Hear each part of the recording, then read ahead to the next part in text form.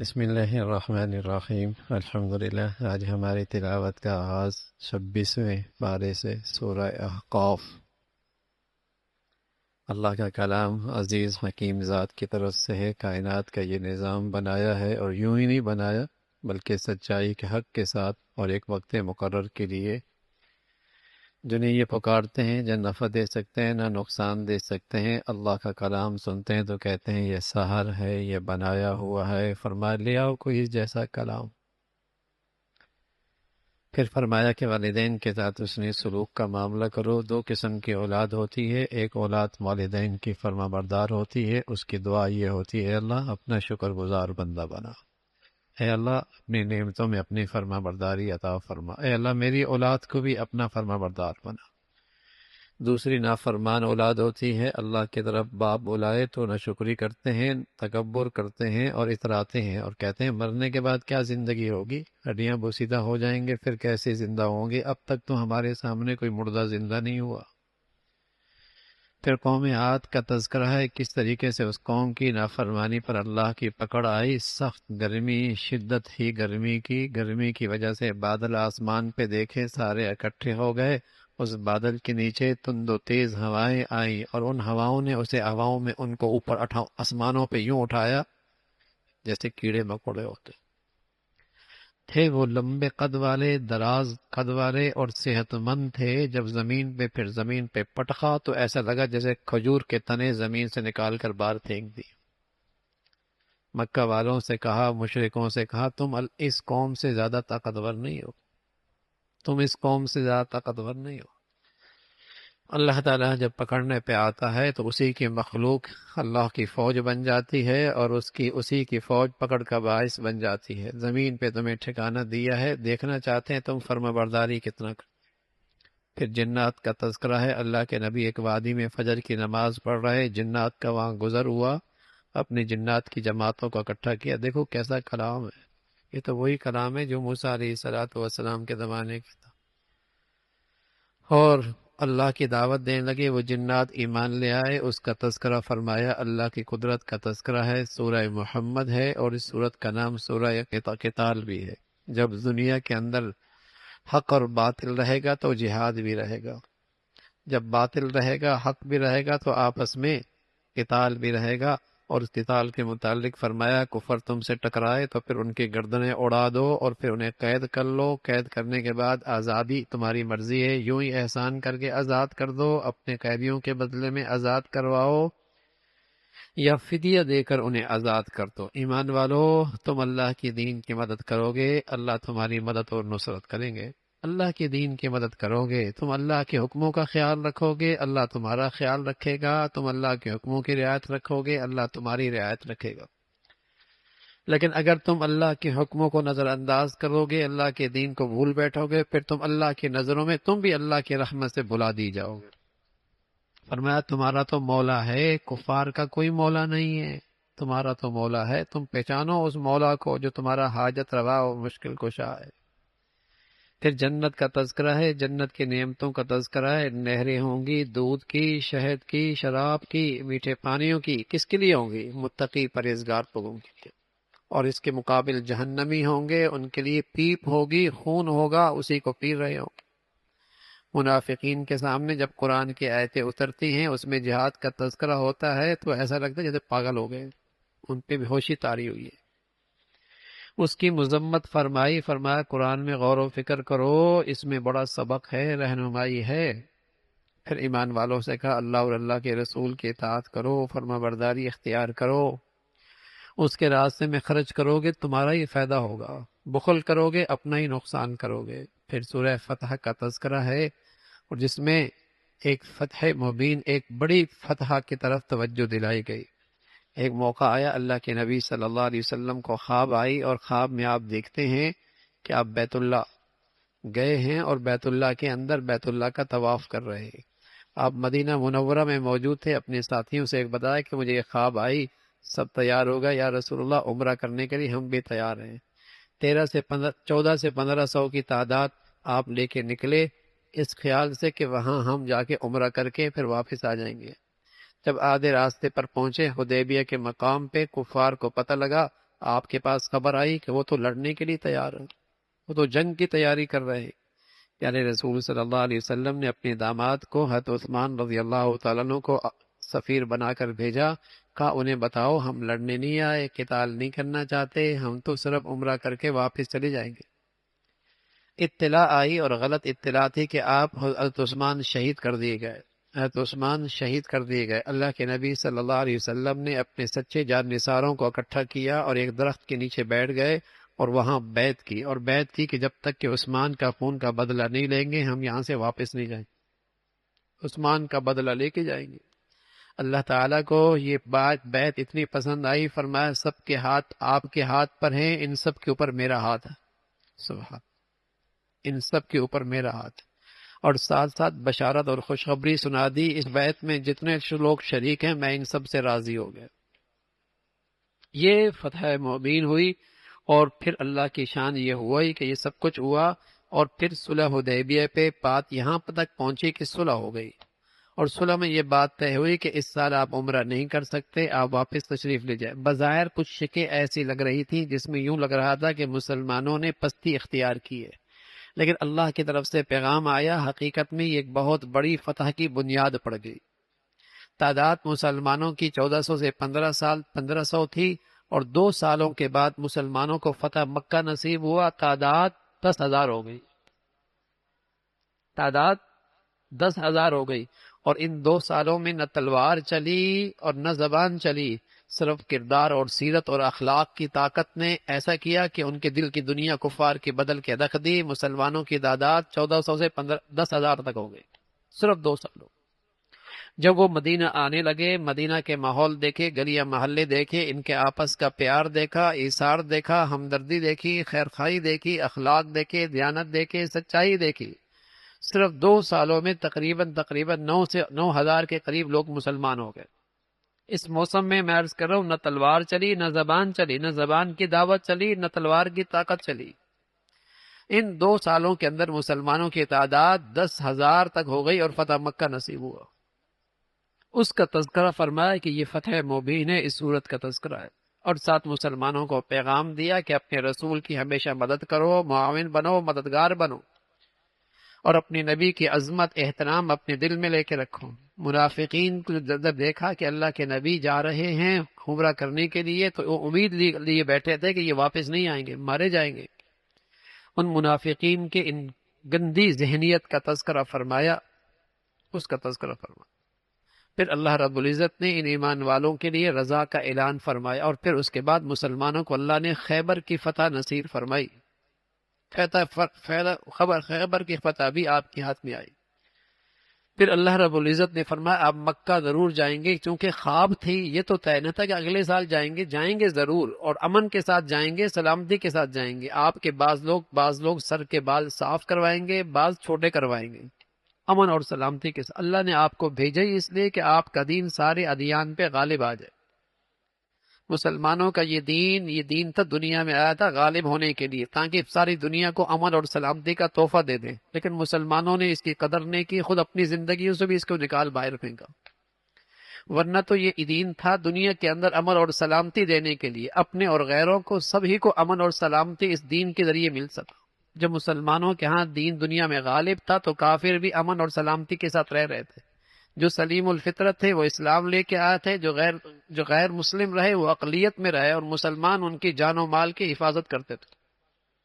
فرمایا اللہ کا دین دنیا میں غالب ہونے کے لیے آیا، اور اس کے لیے اللہ رب العزت نے حضور کی صحبت کے لیے جن لوگوں کو پسند کیا انہیں کہتے ہیں صحابہ رضوان اللہ علیہم میں۔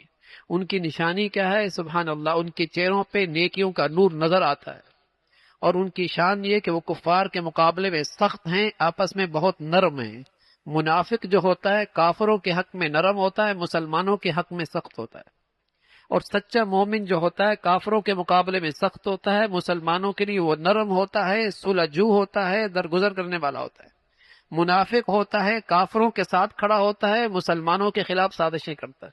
آج دیکھ لو دنیا کے اندر کیسے مسلمان نام نہاد کے ہیں، کافروں کے حاملے بھیگی بلی بن جاتے ہیں، مسلمانوں کو قتل کرنے کے لیے کفار کے ساتھ کھڑے ہوتے ہیں۔ تو کفار مسلمانوں کی شان یہ تھی کہ وہ مسلمان آپس میں نرم ہو، درگزر کا معاملہ، صلح کا معاملہ، معافی کا معاملہ، ایثار کا معاملہ، ہمدردی کا معاملہ مسلمان آپس میں کرتے تھے۔ کفر کے مقابلے میں مسلمان بڑے سخت ہو، اشداء علی الکفار رحماء بینہم، یہ سچے مسلمانوں کی نشانی ہے۔ منافق کی علامت یہ ہوتی ہے کہ وہ کافروں کا ساتھ ہوتا ہے، مسلمانوں کے خلاف بڑا سخت، کافروں کی بڑی تعریفیں کرتے ہیں۔ وہ مسلمان اپنی ایمان کا خیر مدائیں جو کافروں کی ہر وقت زبان پہ تعریفیں کرتے رہتے، وہ مسلمان اپنی ایمان کی خیر منائیں جو ان کو کافروں کے طور طریقے بڑے اچھے لگتے ہیں اور ان کے ہر وقت ان کی زبانوں پہ ان کی تعریف ہوتی ہے۔ ارے میاں، کافر تو اللہ کی شان میں گستاخی کرتا ہے، کفر کر کے، شرک کر کے، اس کی ساری اچھائیاں زیرو اس کفر اور شرک کے ساتھ، اس کی کوئی قدر و قیمت نہیں۔ اللہ تعالی ہماری نسلوں کو، اولادوں کو کفر اور الحاد سے محفوظ فرمائے۔